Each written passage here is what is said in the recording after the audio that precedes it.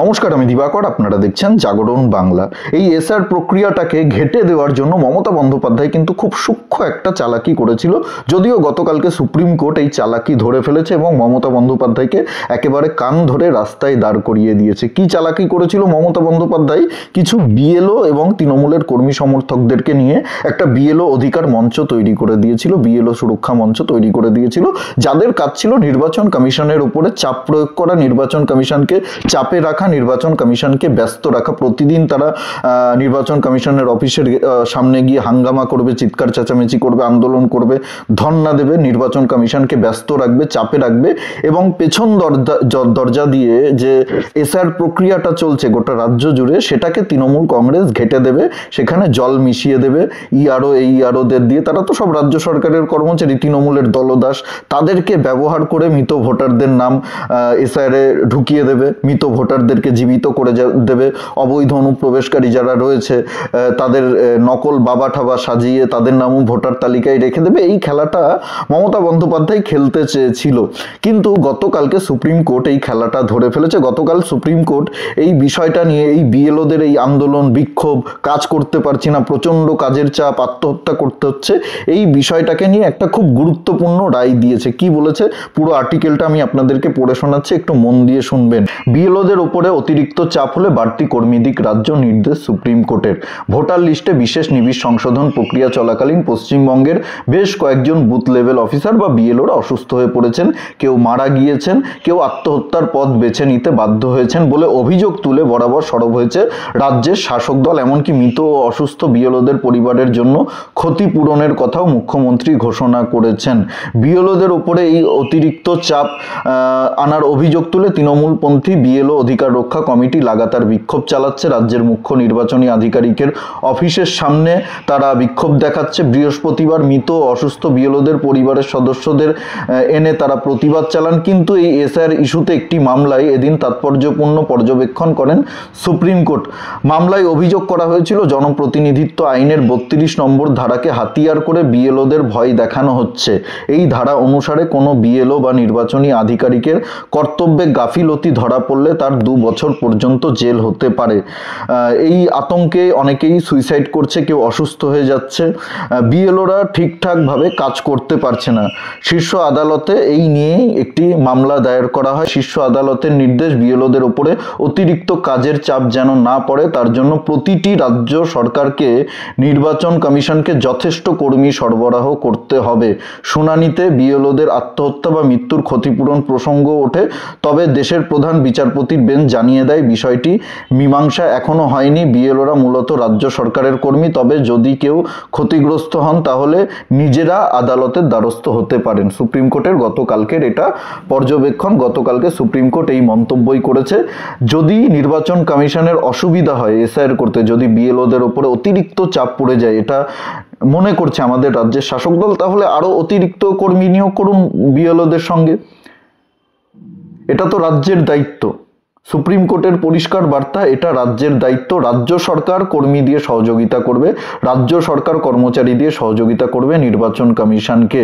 বিএলওদের উপরে যদি চাপ পড়ে তাহলে তো নির্বাচন কমিশনের অফিসের সামনে গিয়ে ধর্ণা দিয়ে লাভ নেই। মুখ্যমন্ত্রীর বাড়ির সামনে গিয়ে ধর্ণা দিন, নবান্নর সামনে গিয়ে ধর্ণা দিন, হাঙ্গামা করুন, সেখানে গিয়ে চিৎকার চেঁচামেচি করুন, প্রতিবাদ করুন যে আমরা কাজ করতে পারছি না, আমাদের উপরে প্রচণ্ড চাপ। মমতা বন্দ্যোপাধ্যায় আরও কর্মী নিয়োগ করবে, রাজ্য সরকার আরও কর্মী নিয়োগ করবে, মুখ্য সচিব আরও কর্মী নিয়োগ করবে, মনোজ পান্ত আরও কর্মী নিয়োগ করবে আপনাদেরকে সহযোগিতা করার জন্য।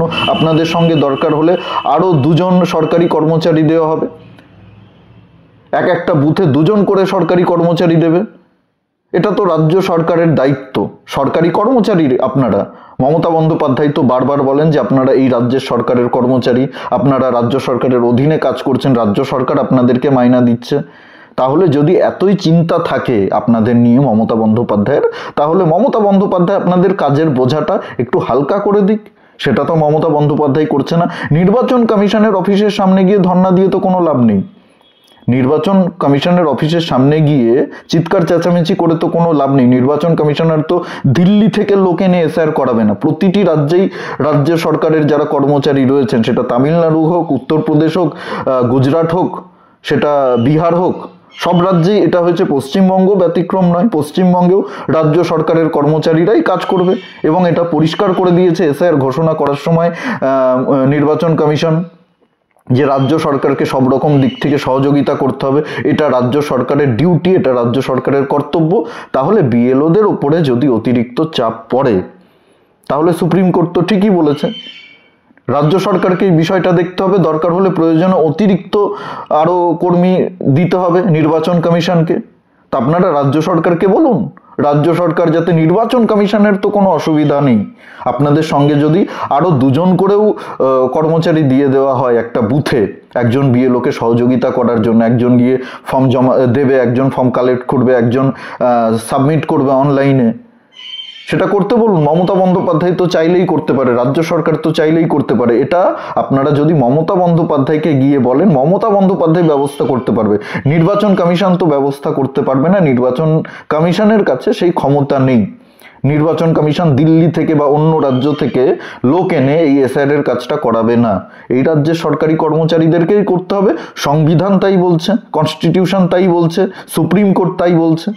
তাই আপনাদের ওপরে যদি অতিরিক্ত কাজের চাপ পড়ে যায়, সেটা দেখবেন মমতা বন্দ্যোপাধ্যায়, এই যে খেলাটা মমতা বন্দ্যোপাধ্যায় খুব চালাকি করে খেলতে চেয়েছিলেন, খুব সূক্ষ্মভাবে খেলতে চেয়েছিলেন, যে বিএলওদেরকে কিছু এনে, তৃণমূলপন্থী বিএলওদেরকে এনে, তৃণমূলের কর্মী সমর্থকদের এনে, যারা বিএলওই না, যাদের সঙ্গে বিএলওদের দূর দূরান্তের সম্পর্ক নেই, তাদেরকে এনে একটা হাঙ্গামা করবে, নির্বাচন কমিশনকে চাপে রাখবে, নির্বাচন কমিশনের অফিসের সামনে গিয়ে প্রতিদিন তারা হাঙ্গামা করবে।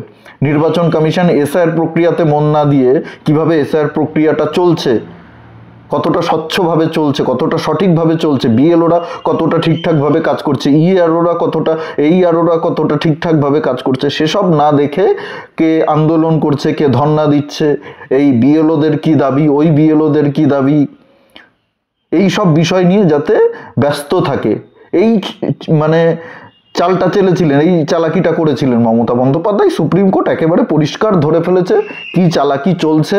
এই এসআইআর প্রক্রিয়া ভণ্ডল করার জন্য অনেক চেষ্টা করেছে, চেষ্টা করে পারেনি। মমতা বন্দ্যোপাধ্যায় 2 দিন আগে একেবারে স্বীকার করে নিয়েছে, যদি এসআইআর করতে বাধা দিত, আগে তো অনেক বড় বড় কথা বলেছিল যে আমি বেঁচে থাকতে এসআইআর হবে না, একজনের নাম ভোটার তালিকা থেকে বাদ দিতে দেব না, অনেক বড় বড় কথা বলেছিল, কিন্তু কিছুই করতে পারেনি। সেদিন স্বীকার করে নিয়েছে, যদি এসআইআর করতে না দিতাম তাহলে রাষ্ট্রপতি শাসন জারি করে দিত অমিত শাহ, রাষ্ট্রপতি শাসন জারি হয়ে যেত আমাদের রাজ্যে। মমতা বন্দ্যোপাধ্যায় জানেন, খুব ভালো করে জানেন কি হতো, সেই ভয়েই এসআইআরটা করাচ্ছে, বাধ্য হয়েছে।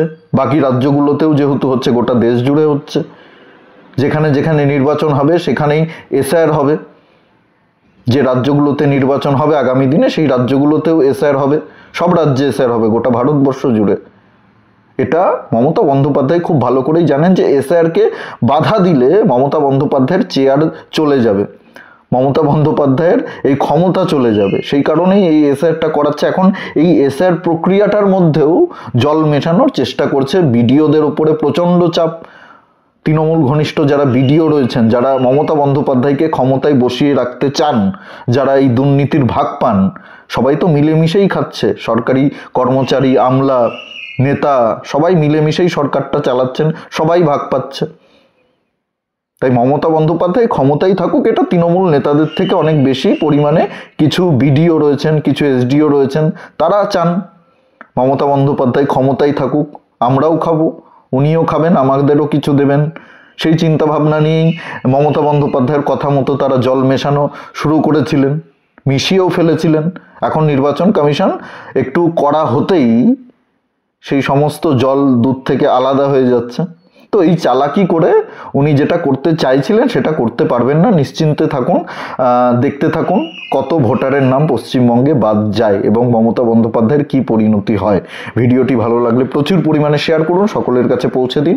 আর জাগরণ বাংলা ইউটিউব চ্যানেলে নতুন হলে অবশ্যই চ্যানেলটি সাবস্ক্রাইব করে পাশে থাকুন, পাশের বেল আইকনটি প্রেস করে দিন, আমাদের প্রতিটি ভিডিওর নোটিফিকেশান আপনাদের কাছে সবার আগে পৌঁছে যাবে। সবাই খুব ভালো থাকুন, সুস্থ থাকুন, আশেপাশের সবার খেয়াল রাখুন। জয় হিন্দ, বন্দে মাতরম, ভারত মাতা কি জয়।